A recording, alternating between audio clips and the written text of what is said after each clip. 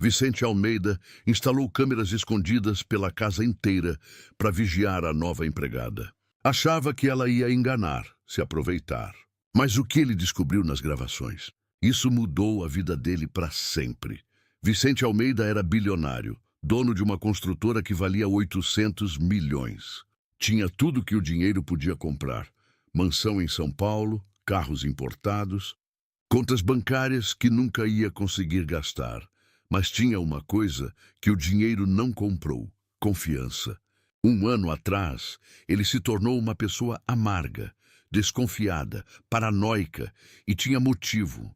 Demitiu 5 empregadas em 6 meses. A primeira roubou joias. A segunda tentou vender fotos do filho dele para a revista de fofoca. A terceira, ela postou no Instagram que trabalhava para um bilionário famoso e quase causou um problema de segurança. Sobrou ele e o filho Pedro. Antes da história, inscreva-se no nosso canal. Nós damos vida às lembranças e vozes que nunca tiveram espaço, mas que carregam a sabedoria de uma vida inteira.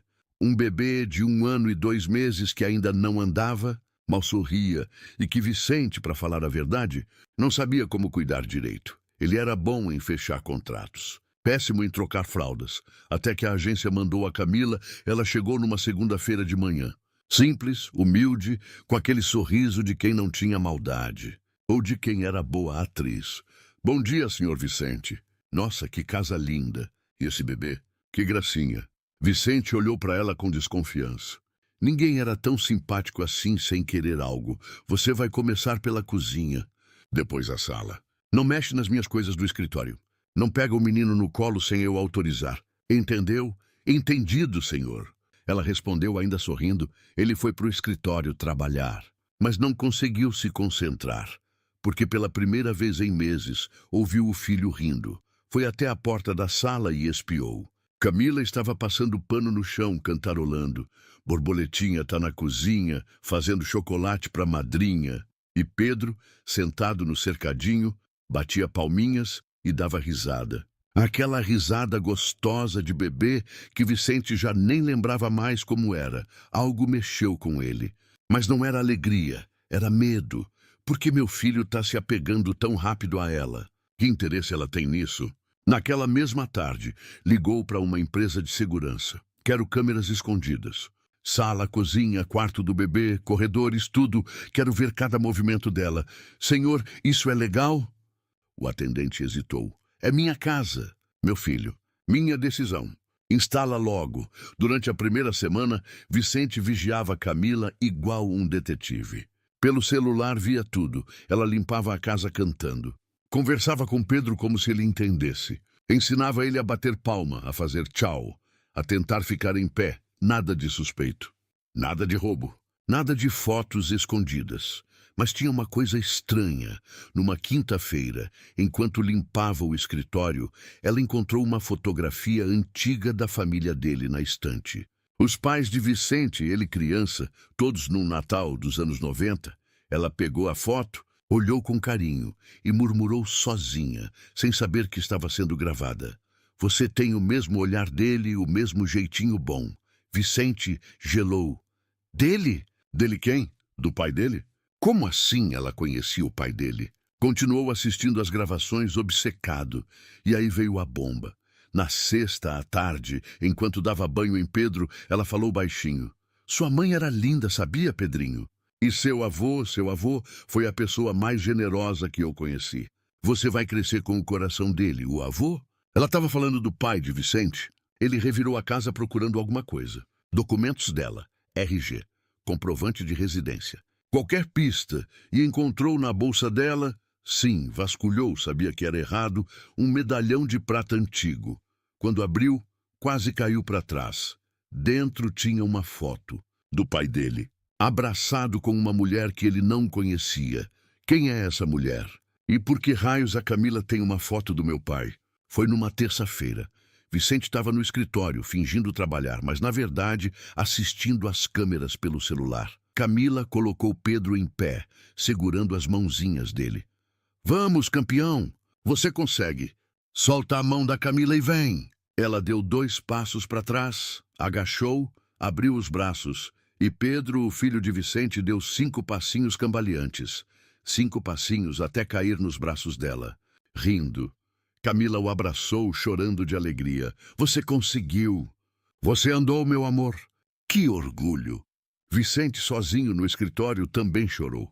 Mas não era só orgulho, era dor, porque os primeiros passos do filho dele foram para ela e não para ele. Porque o filho sorria mais para a empregada do que para o próprio pai. E porque, no fundo, ele sentia que ela merecia aquele momento mais do que ele. Naquela noite decidiu confrontar. A verdade que ele não esperava Vicente chamou Camila para o escritório depois que Pedro dormiu. Senta. Ela sentou, o sorriso sumindo quando viu a cara séria dele. Camila, eu vou ser direto. Quem é você? Como assim, senhor? Você fala do meu pai como se conhecesse ele. Você tem um medalhão com a foto dele. E você fala para o meu filho sobre a mãe dele, sobre o avô dele, como se você fizesse parte dessa família. Então eu vou perguntar de novo. Quem é você? Ela empalideceu. O senhor mexeu nas minhas coisas? É minha casa. E as câmeras? O senhor me gravou? Também é minha casa. Ela respirou fundo, os olhos marejando. Eu não vim aqui para te enganar, Vicente. Foi a primeira vez que ela o chamou pelo nome, sem o senhor. Então por que você veio? Ela se levantou, foi até a janela, olhou para o jardim escuro, porque eu fiz uma promessa. E eu não sou do tipo que quebra promessa. Minha mãe se chamava Teresa Santos. Camila começou, a voz tremendo. Ela trabalhou nessa casa por 5 anos como arrumadeira, quando eu era criança.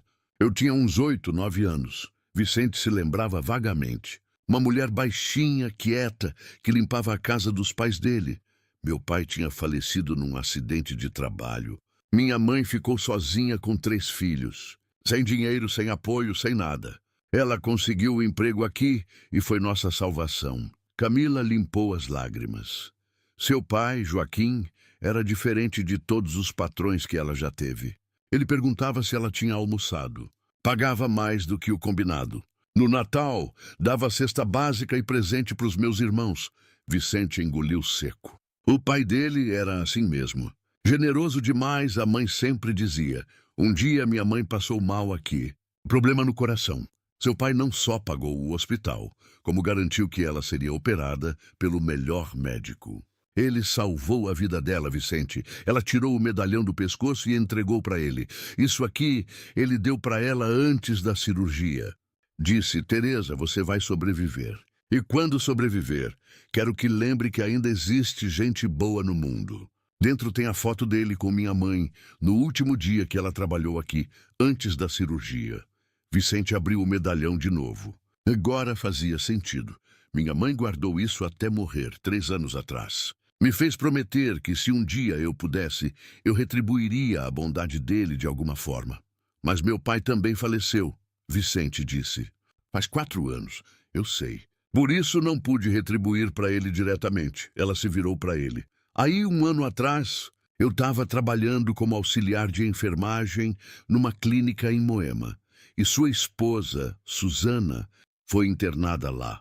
Complicação no parto. O coração de Vicente acelerou. Eu era uma das auxiliares no plantão. Ela estava muito mal, Vicente.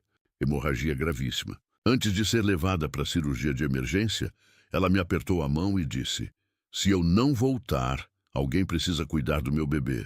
Por favor. Camila chorava agora. Eu olhei no prontuário dela. Vi o sobrenome, Almeida.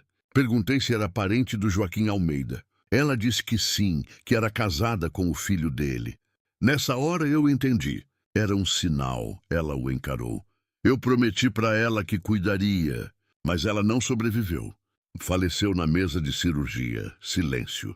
Eu fiquei meses pensando se devia te procurar.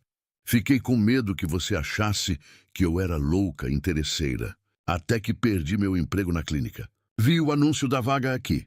Reconheci o endereço porque minha mãe sempre falava. E eu pensei, é agora ou nunca. Ela enxugou o rosto. Eu não vim te enganar. Vim cumprir 2 promessas. A que fiz para minha mãe, de retribuir a bondade do seu pai. E a que fiz para Susana, de cuidar do Pedro. Vicente ficou em silêncio por 1 minuto inteiro. Depois se levantou, foi até o cofre e tirou uma caixa de madeira antiga. Dentro tinha cartas do pai dele. Procurou e achou uma carta do pai, escrita 6 meses antes de morrer, endereçada a ele. Vicente, se você está lendo isso, é porque não estou mais aí. Quero que saiba que deixei um fundo de ajuda garantido para a família da Teresa, nossa antiga arrumadeira. Ela é uma mulher de honra. Se algum dia os filhos dela precisarem de algo, ajude. É o mínimo que podemos fazer por quem foi leal. Com amor, seu pai. Mostrou a carta para Camila. Ela leu e desabou a chorar. Eu sou um idiota, Vicente disse. Você veio aqui cumprir promessas e eu te tratei como criminosa. Instalei câmeras, vasculhei suas coisas, desconfiei de cada gesto seu.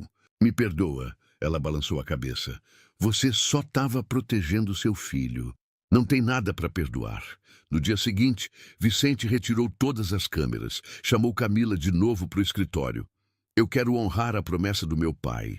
E mais do que isso, eu quero que você fique aqui, não como empregada, como parte da família. Pedro precisa de você. E eu também preciso. Ela cobriu a boca emocionada. Vou quintuplicar seu salário. Você vai ter um quarto melhor, cartão de crédito da empresa, plano de saúde, tudo. Mas o mais importante, você vai ser a tia do Pedro, a pessoa que ele pode contar sempre. Vicente, eu não sei o que dizer. Diz que aceita. Ela riu entre lágrimas. Eu aceito. 6 meses depois, a mansão dos Almeida hoje é outra. Tem riso. Tem música. Tem vida. Vicente reduziu as horas de trabalho. Aprendeu a brincar de carrinho, a fazer aviãozinho com comida, a dar banho sem alagar o banheiro inteiro. Pedro tem quase 2 anos agora. Corre pela casa chamando. Tia Camila! Ela continua lá, não limpando o chão, mas sendo a melhor tia que uma criança poderia ter. O medalhão de prata agora está emoldurado na sala, ao lado da foto de Joaquim, Teresa, Susana e toda a história que conectou essas famílias. Uma prova de que confiança não se compra, bondade não se esquece. E promessas, quando feitas de coração, atravessam gerações. Vicente aprendeu que ser bilionário não significa nada se você não tem ninguém para confiar e que, às vezes, as pessoas mais valiosas da nossa vida chegam disfarçadas de empregadas, carregando medalhões e promessas cumpridas. Se essa história mexeu com você, se inscreve no canal. Comenta aí de qual cidade você é e se você já desconfiou de alguém e descobriu que estava errado. Compartilha com quem precisa acreditar que ainda existe gente boa no mundo.